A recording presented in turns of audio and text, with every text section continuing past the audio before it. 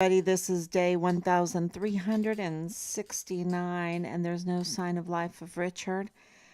And so we are moving forward. And there's a problem. There's a real problem.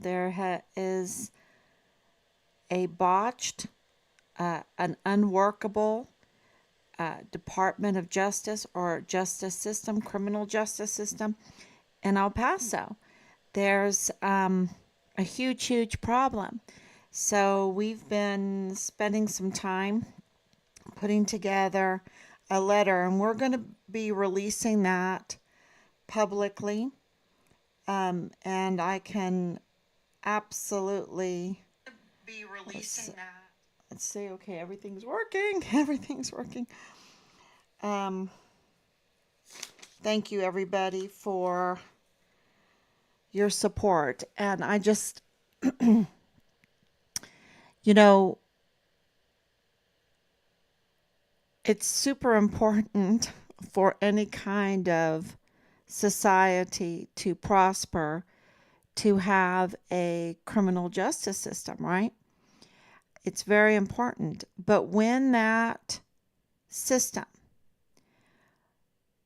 is corrupted and not working, okay, and this is very clear by St. Augustine. This is nothing new. This is absolutely nothing new.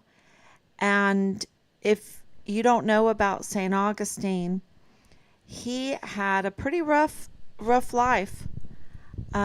He made some bad decisions, and his mother was a Christian,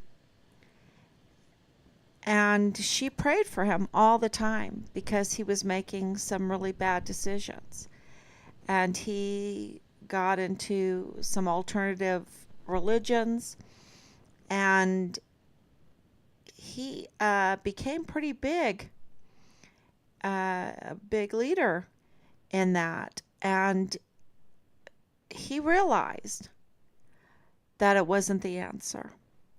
And he had a great mind, a very great mind. And he, because he turned it around, and he became one of the greatest Christians, right? I mean, St. Augustine, how do you not know St. Augustine? And I have a few books in my closet right there, geared for children, mainly for homeschooling. And, you know, you can't help it, but when you're reading these introductions, you delve into uh, more thought-provoking material when it comes to what St. Augustine believed, and why he switched from the alternative religions to Christianity, and what he had to say about the justice system. And one of the huge reasons that made him turn around is that only with Christ do we get a true justice system. Um, and where there is no justice system, there's just a band of robbers. There's just a criminal network, a criminal syndicate in its place. And I can tell you from what our evidence proves is that El Paso has no justice. It's just a criminal network. It's just a criminal syndicate. And that's why uh, thinking about St. Augustine, even though this week, right, is going to be St. Mark, we're going to be recognizing St. Mark, and I need to uh, refresh my memory on all of his writings, and also St. George the Martyr. The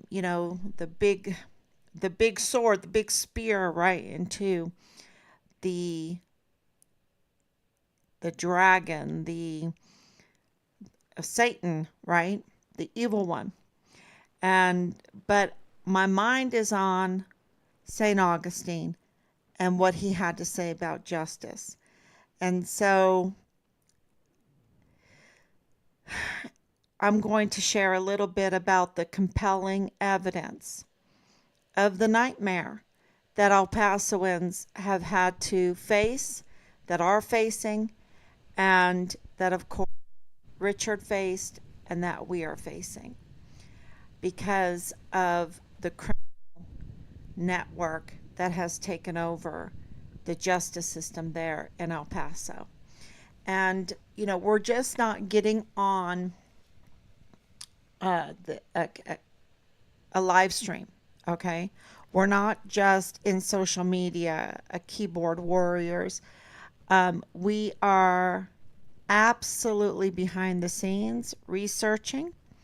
We have absolutely, by the grace of God, received the hard evidence of everything I'm about to tell you. And some of it you can absolutely find yourself. You can request open records also. Hopefully they'll give you some.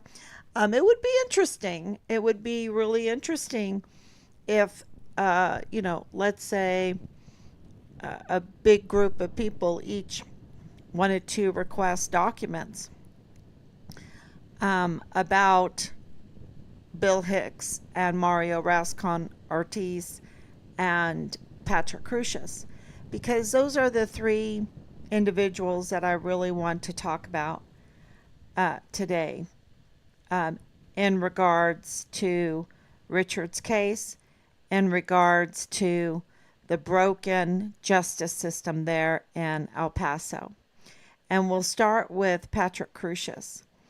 So Patrick Crucius has been diagnosed with multiple mental health conditions, schizoaffective, and I should bring it up, all the different things so I don't get in trouble. Here it is. Let's see.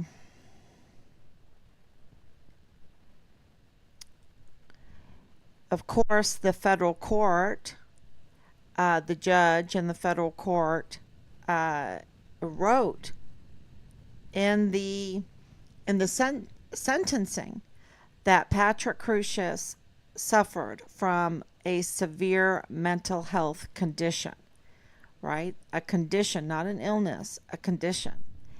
And in additional court filings, and you can get those, Patrick Crucius has been diagnosed with severe, lifelong neurological and mental disabilities, and even was treated since with antipsychotic medication. Okay, that's a quote. So I'll say that again. This is a quote from his attorneys, okay, that he has been diagnosed with severe, lifelong neurological and mental disabilities and was treated with antipsychotic medication. So this, that is absolutely something you can find and you can read in articles. And this is where we were tipped off. People do some really good work in articles and tip us off, and then you can go and back it up, corroborate it.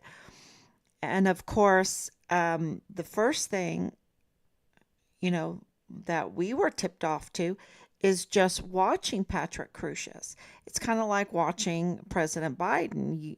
No one needs to tell you that he, is in decline. It is very apparent when you watch him. He is in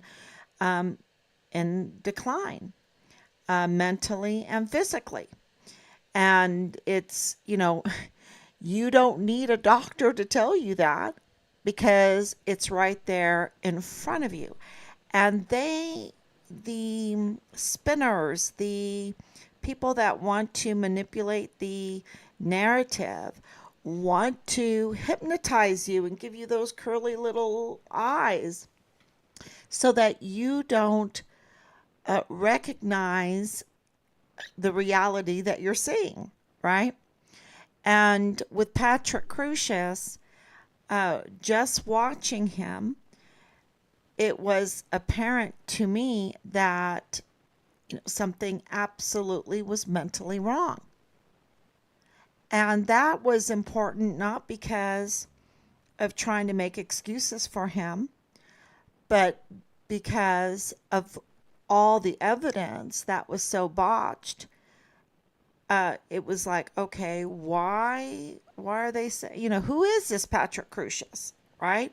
Who they are spitting a narrative around that is so political, you know,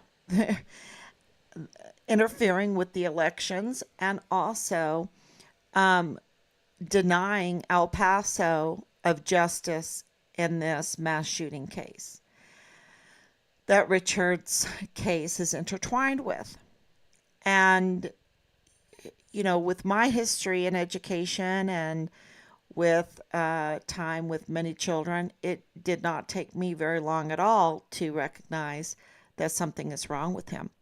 But I will tell you, to get confirmation is such a um, important aspect, um, because you have to be able to unlock the hypnosis that has been placed on so many people.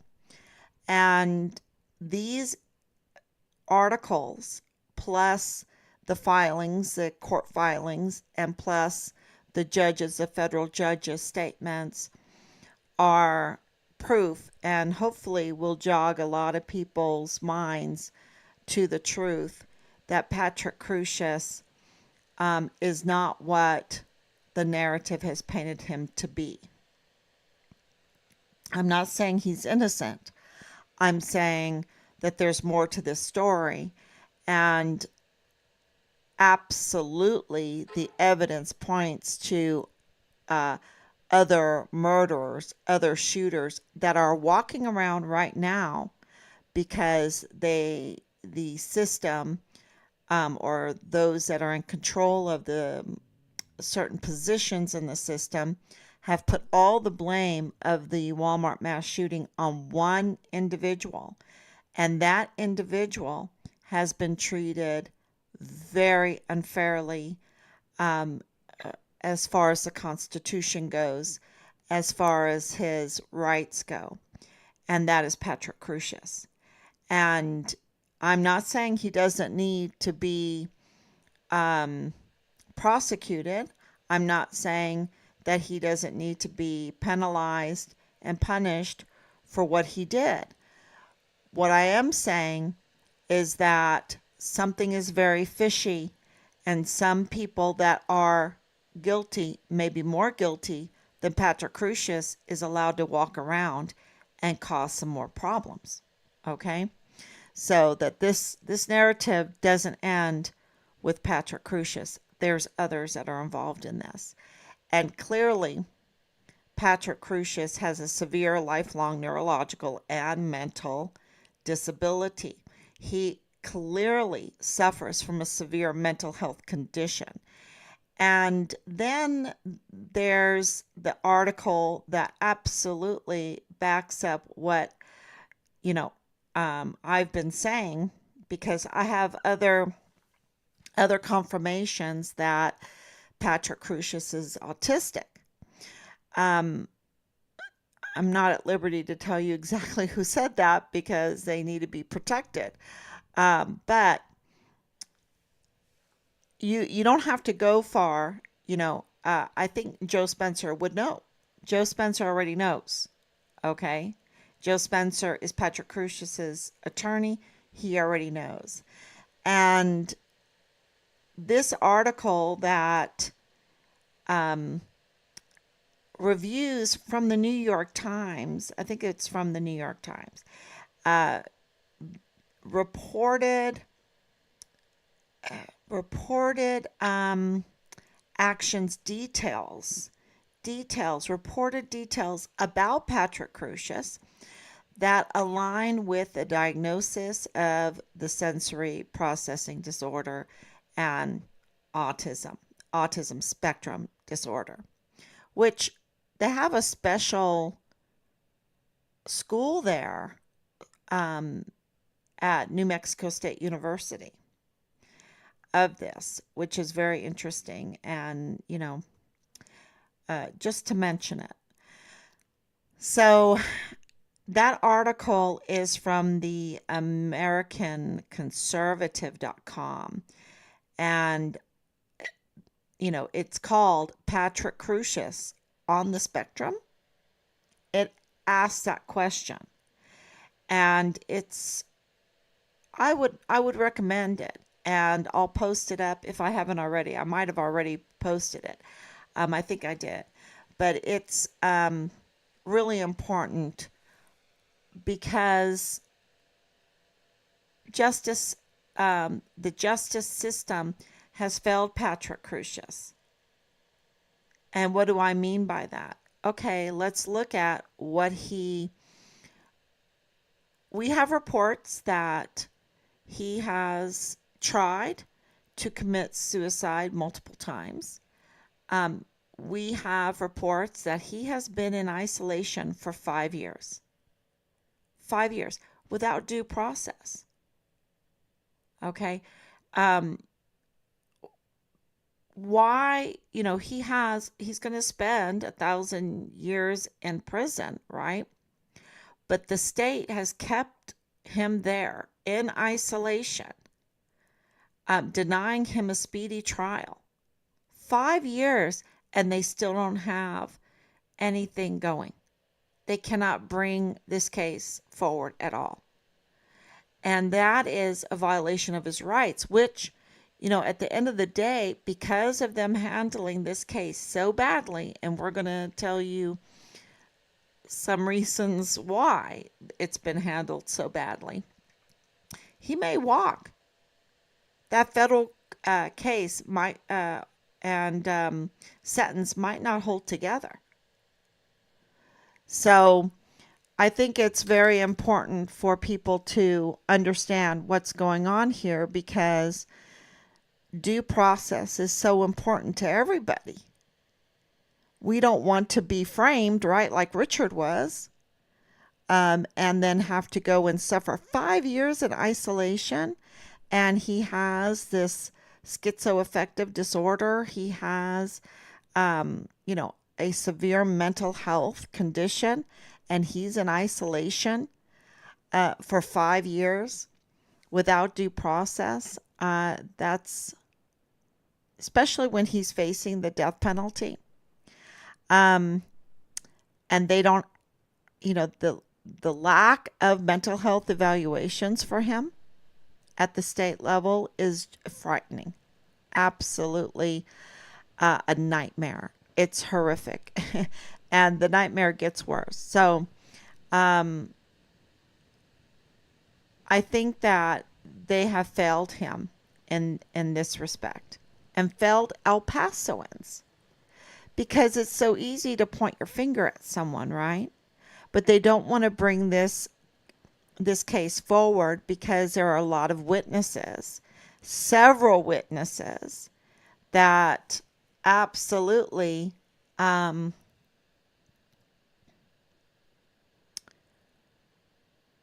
point to multiple shooters.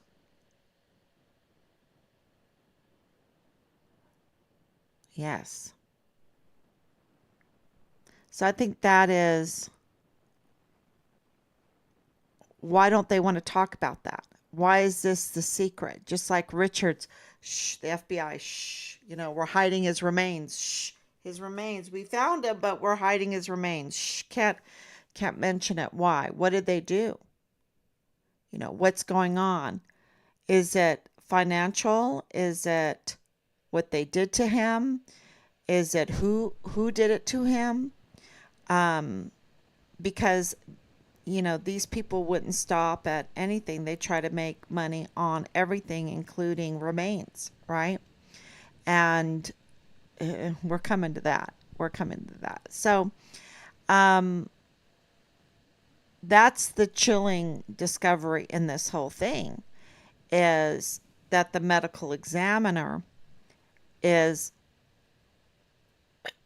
illegally, is not legally qualified and illegally in the position of chief medical examiner for El Paso, making $438,000 a year just in that position, because we have concerns that he's been double dipping. He's, doing other things, but not servicing the poor. We don't believe he's servicing the poor, because a medical examiner can't service the poor because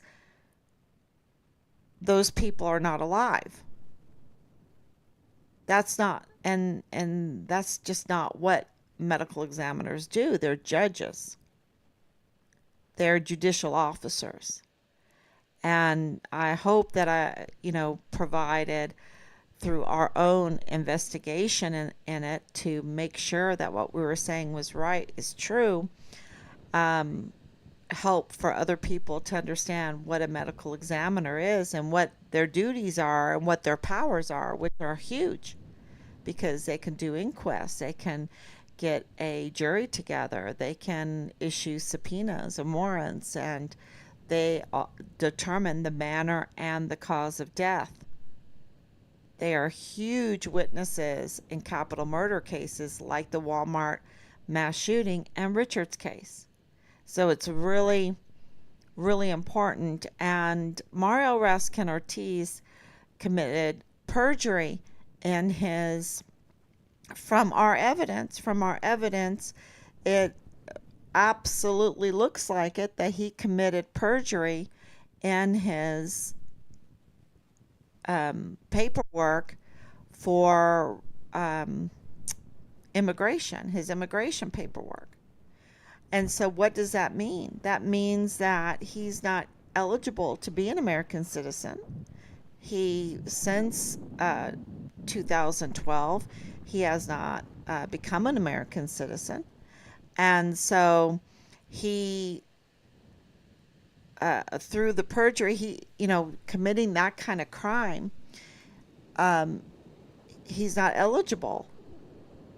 And if he is not an American citizen, then he's not eligible. He is disqualified from being a medical examiner, a judicial office, from holding a judicial office that has incredible power. So he is a Mexican national, and that's fine. And, our intelligence says that he's working for SEMAFO, which is the medical examiner's office there in Chihuahua, like double dipping. Why doesn't he go there and do that? That's good money, whatever, right? But no, he commits fraud, perjury, and takes a position that he's not qualified for. So it really is a nightmare, because every autopsy now in these capital murder cases, they're erroneous. They're automatically erroneous, automatically illegal. They can't be used, and so that is the destruction of due process in the court in El Paso, in the criminal. So,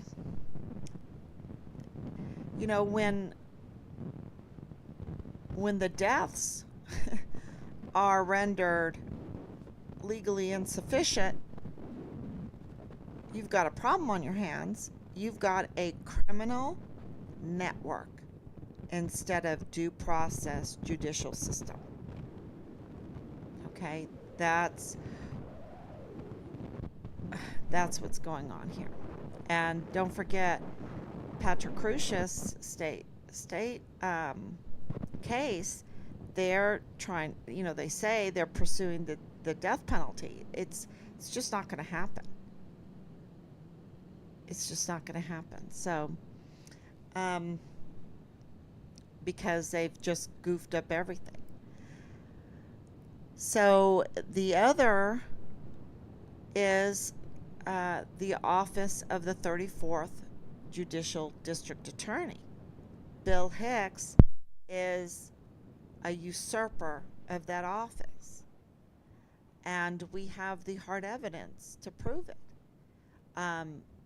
He failed to fill out his paperwork correctly. He failed to do it in a certain order according to the Texas Constitution. Before you take your oath of office, before you fill that out, which he didn't fill it out right, okay? The one I saw, okay, maybe that was just the draft. I don't know. But it just says district attorney. Well, that's not the position that he's in, that he signs the oath for. It's the 34th Judicial District. So, and we're talking about not just some homework or a little project or whatever. We're talking about the district attorney. Okay, the district attorney. So, these are well-educated, professional, serious about justice. That's what it's supposed to be. And it's very sloppy work, and yeah, it's the work makes you sad, because you absolutely know that there's no due process. So before you fill out that oath of office, you're supposed to sign an anti-bribery statement called the Statement of Officer. And he didn't do that. And so when he got called out on that, because remember, he was representing Purchase Funeral Homes. And so he had some conflicts of interest, especially with the Walmart case, right? And, he admitted, and this is another thing too that we ran across in an article, that with the appointment from Governor Abbott, he had to be a Republican. That's kind of like bribery. Well, I'll let you. I'll appoint you as long as you stay a Republican. That would go against anti-bribery. Tell me if I'm wrong. It's really strange. So, and I'm not saying it's bad to be a Republican. I'm just saying there's conditions, and there shouldn't be conditions. You apply one without. That's what the whole statement of officer is about. That there's no conditions to your appointment, and conditions is another word for bribery, right? So he really is in that office illegally. He's a usurper, and when he went to try to fix it, he tampered with with official documents. He tampered with official documents and official records. Okay? And that is also a crime. And then there was this issue with in recess, in session with the Senate. He was supposed to get a recess appointment, and then with all of his botching of his two forms, which is not hard to fill out, it delayed everything, and then they were in session, and then he would have to resubmit. So his whole appointment is null and void. over and over again, there, we have the hard evidence. There is one issue after the other. It's not just one issue, it's one issue after the other. So he is really not the district attorney. And there seems to be, from our intelligence, a real problem in his office right now. I think in the last month he had 7 resignations of attorneys. That's huge. So let's say you have 50 attorneys. You're talking about um, 15% of them, 17% of them quitting in 1 month. Yeah, there is a problem with due process is broken in El Paso. The justice system, the criminal justice system is broken in El Paso. So, as we've been talking about, we filed an amicus notice with a supplementary, with evidence that because of this amicus notice, there are other friends of the court, because amicus curiae means friends of the court. So we submitted this as friends of the court.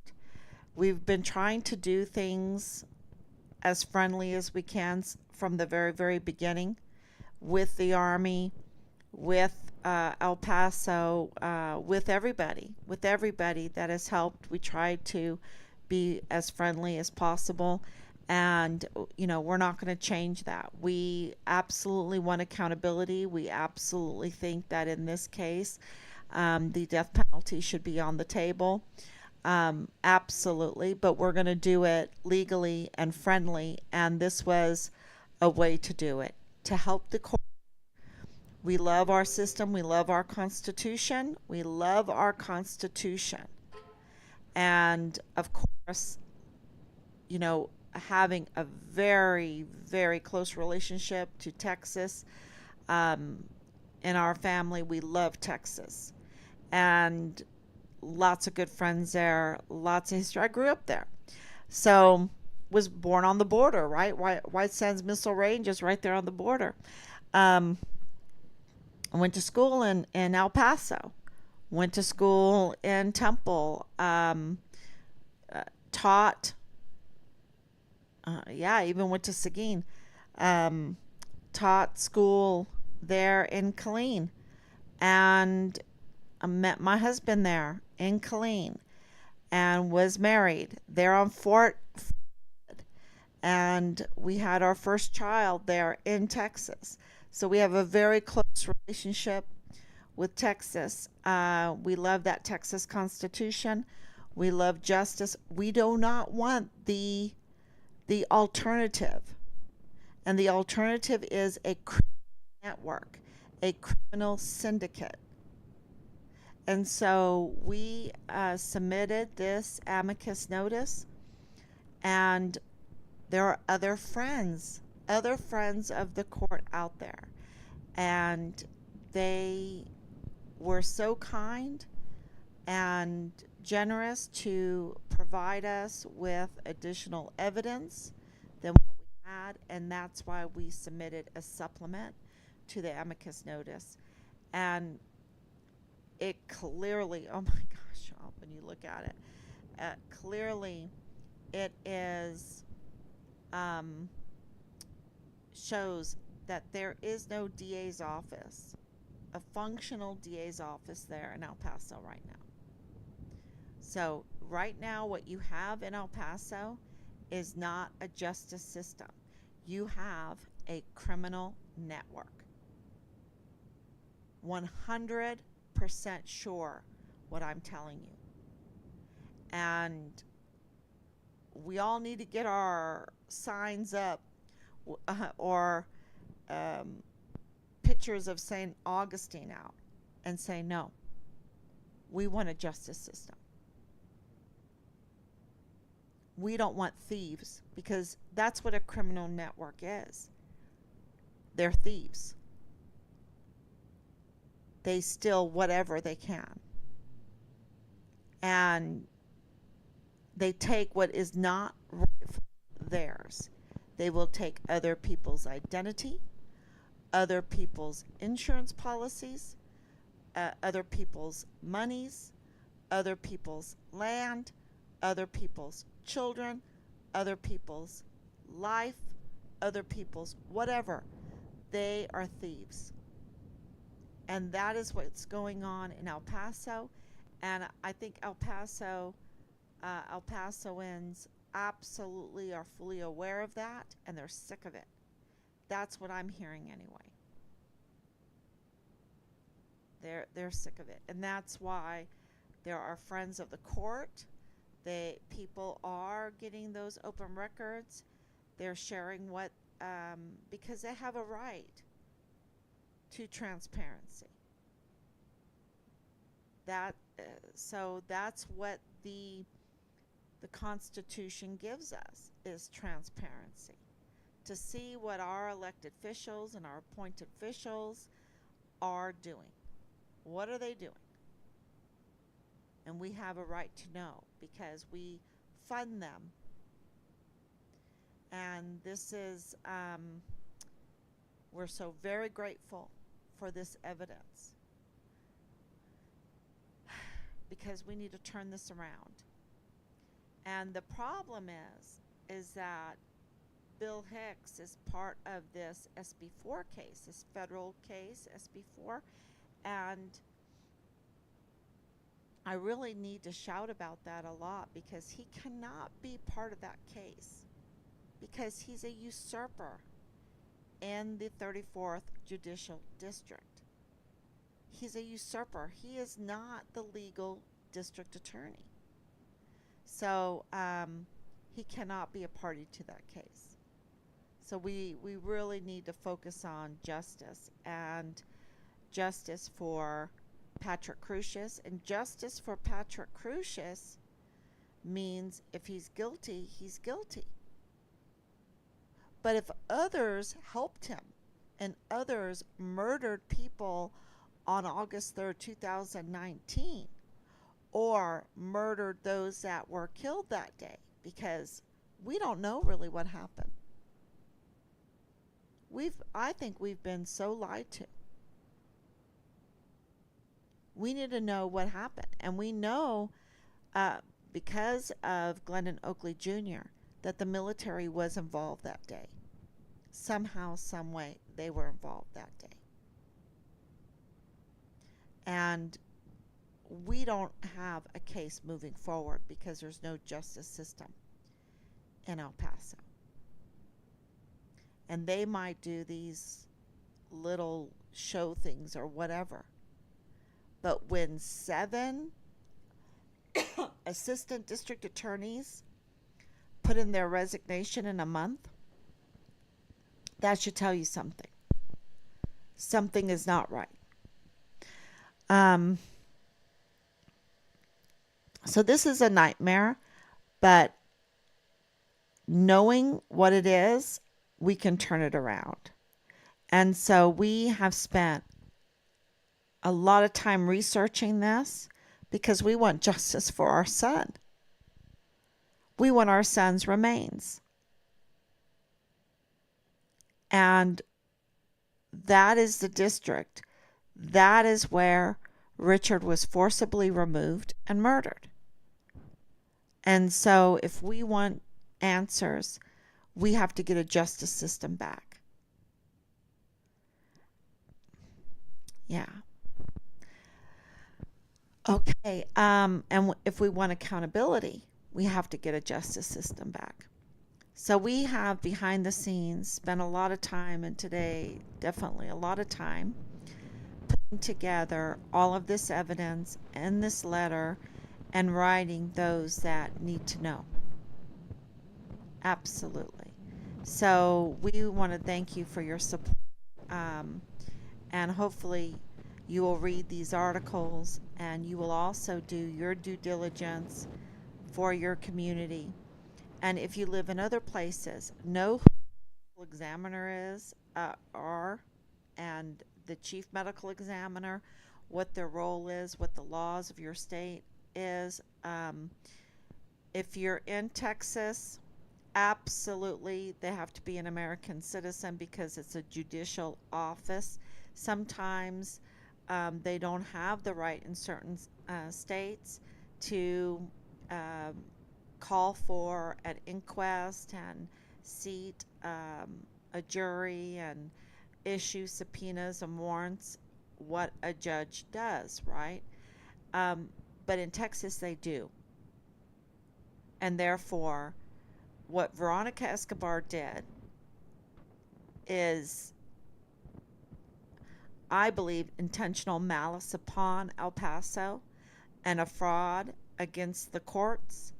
Um, I think she's an absolute criminal. Now, she would know better because she's a judge, so she knows the law, and yet she clearly violated the law. Thank you so much, Grace. Thank you so much, Anicia. And then, of course, we put out our amicus notice with all the proofs, and Joanne Bernal, the county attorney, resigned. I don't think that that was just a coincidence, because of the evidence that we have and that we submitted, and now that they have. And I know that they already have it, but for them to know that we have it, you see, um, the sun is the cleanser. And so we have to shine the light like the sun shines. We have to shine a light on all of this because this is how we get justice back in El Paso. So, and I just want to give you a really good message that there are friends of the court, that there are friends of the Constitution out there, the Texas Constitution. There are those that are wanting to get justice back in El Paso that work really, really hard. And it's because of them. They're the heroes. They are absolutely the heroes. And Team Find Richard Halliday couldn't do it without them and all the evidence and putting all the pieces together. And I really want to give them a shout out. Um, Pray um, that the friends of the court will be in positions that will make a difference. And also that the unjust judge will be compelled to do the right thing. Because, there's that story in the Bible where the widow, and, widow is helpless, absolutely helpless. And it's a, and even a poor widow can get justice from an unjust judge. And it is just persistence, persistence, persistence. People call it nagging, but persistence. And, we're so much better off because we have this beautiful help going on right now behind the scenes. And I just want to say, I'm just very, very grateful for that. So there is, I don't know if you're in El Paso, do you feel, maybe those that are watching can answer, do you feel like there's a chill or a change or something going on in El Paso? Because that's the information that we're getting. So that's you.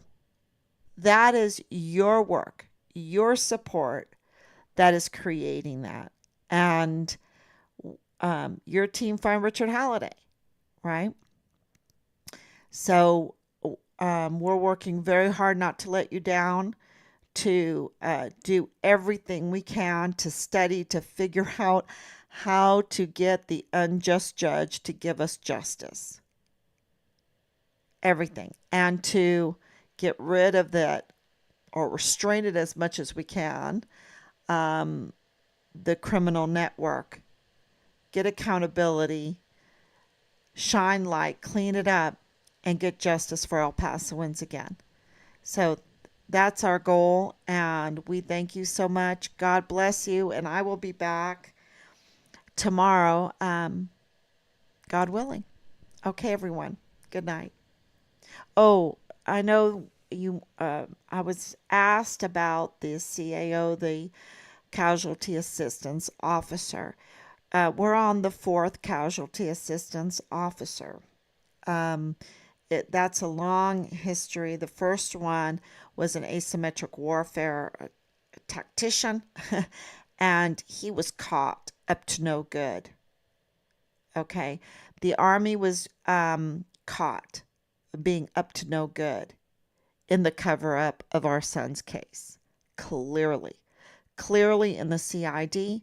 Clearly, right now, Major General Eisenhower is up to no good against Richard Halliday and Richard Halliday's family. Up to no good. And clearly, he's a puppet. Clearly, he has no power. Clearly, he is being told what to do. But these are unlawful orders, okay?